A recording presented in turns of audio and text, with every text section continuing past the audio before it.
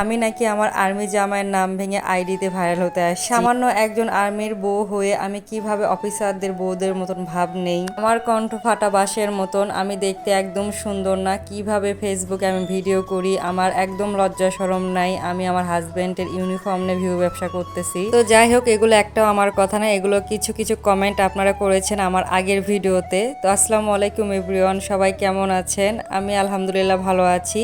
তো রান্না করতে করতে আর বাসার সব কাজ করতে করতে আপনাদের কিছু মূল্যবান কমেন্টে রিপ্লাই দিব।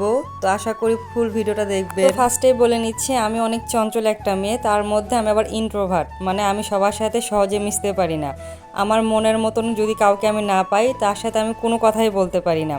তো আমার লাইফটা খুব সাধারণ। আমি প্রথমে একটা কমেন্টে রিপ্লাই দিচ্ছি। তো আমাকে করা হয়েছিল আমি নাকি আমার হাজবেন্ডের আর্মির নাম ভেঙে খাচ্ছি। ওই আপুর উদ্দেশ্যে বলতেছি, আমার এই পেজের বয়স 1 বছর। 1 বছরে আমি 220টা ভিডিও, লং ভিডিও আমি ব্লগ আকারে আপলোড দিয়েছি।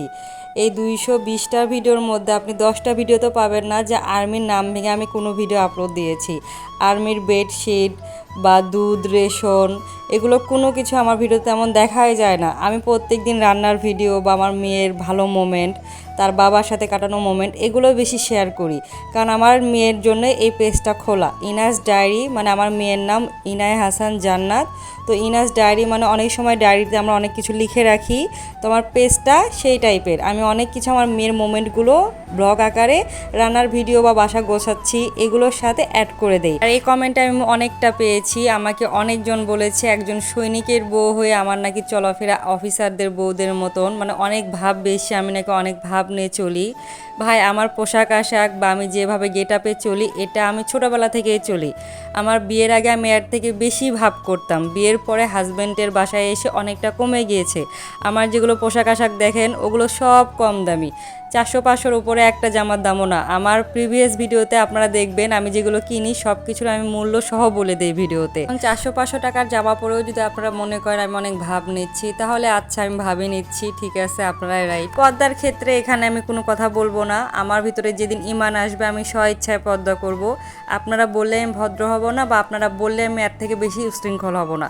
যখন আমার নিজের মনে হবে তখন আমি সেটা হব। একজন আমাকে বলেছে আমার নাকি ফাটা বাঁশের মতন কণ্ঠ, আমি দেখতে একদম ভালো না। তো আপু আর ভাইয়ারা, আপনারা শোনেন, এই দুইটা পরিবর্তন করার ক্ষমতা আপনার বা আমার কারোরই নাই। কারণ এগুলো মহান আল্লাহ তাআলা জন্মের আগে থেকে সব ঠিক করে আমাদের দুনিয়াতে জন্ম দিয়ে পাঠিয়ে দিয়েছে।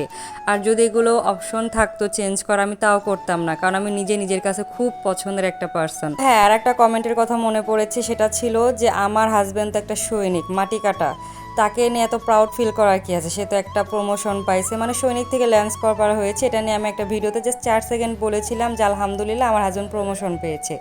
এই ভিডিওটা নিয়ে এত কিছু যে হবে আমি কখনোই ভাবি নাই। যাই হোক, আমি ভিডিওটা ডিলিট করে দিয়েছি। আপনাদের শান্তি হয়েছে, তাও আপনারা শান্তিতে থাকুন। এখন আমার কথা হলো, আমার হাজব্যান্ডের সাথে বিয়ে হয়েছে 5 বছর ধরে, তার কামাই খাচ্ছি, সে আর্মিতে আছে, এটা আমার কাছে প্রাউড ফিলের কথা। সে জীবনে প্রথমবার একটা প্রমোশন পাইছে, এটা আমার কাছে আরও বড় প্রাউড ফিলের কথা। এখন সে যদি একটা ব্যবসা করতো না, সেটা যদি প্রথমবার একটা লাভ করতো, আমি ওই দিনও মিষ্টি কিনতাম, ওই দিনও ভালোভাবে আলহামদুলিল্লাহ বলতাম, বা আমি যদি ভ্লগ করতাম তখন ওই কথাটা আমার ভিডিওতে বলতাম। যাই হোক, অনেক কথাই বললাম। আর এটা হলো শুক্রবারের ভিডিও। শুক্রবার সারাদিন আমি কি করেছি সব তুলে ধরেছি এই ভিডিওতে।